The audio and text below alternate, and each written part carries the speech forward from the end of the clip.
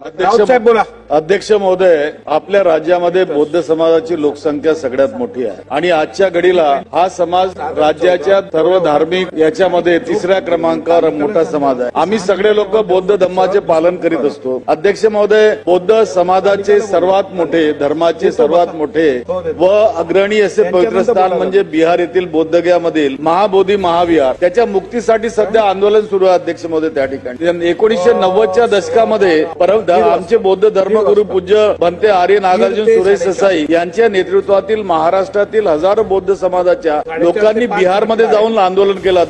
अध्यक्ष महोदय, सदर आंदोलन हे आज त्या ठिकाणी पुन्हा सुरू आहे आणि ते देशभर पेटलेलं आहे. देशाच्या संसदेतही हा विषय त्या ठिकाणी उचलण्यात आला. अध्यक्ष महोदय, आज महाराष्ट्रातील अनेक जिल्ह्यांवर या प्रश्नावर ठिकठिकाणी आंदोलन पेटले असून नागपूर, पुणे, औरंगाबाद व इतर ठिकाणी सातत्यानं मोर्चे निघत असून मोठ्या संख्येने बौद्ध समाज बोधगया येथील आंदोलनात जाऊन सहभागी होत आहे. अध्यक्ष महोदय, बसेसमध्ये जाऊन सुद्धा हजारोच्या संख्येनं बसेस ह्या बोधगयाला चालले आहेत. अध्यक्ष महोदय, आज 20 मार्चला बोधगया येथील या आंदोलनाला पाठिंबा देण्यासाठी नागपूर येथे मोठ्या संख्येने मोर्चाचं आयोजन झालेलं. अध्यक्ष महोदय, त्या ठिकाणी दीक्षाभूमी ते संविधान चौक असा तो मोर्चा आहे. मला या ठिकाणी निवेदन करायचं अध्यक्ष महोदय, भारतीय संविधानाच्या कलम 25 ते 28 नुसार प्रत्येक धर्माला, जातीला त्यांच्या पवित्र स्थानी पूजा अर्चना करण्याचे अधिकार आहेत आणि हा समाज महाराष्ट्रात मोठा असल्या कारणाने राज्य सरकारनं केंद्र सरकारला यासंबंधी हस्तक्षेप करून बौद्धांचं पवित्र स्थान त्यांना देण्यासंबंधी त्याची मुक्ती करण्यासाठी निवेदन करावं,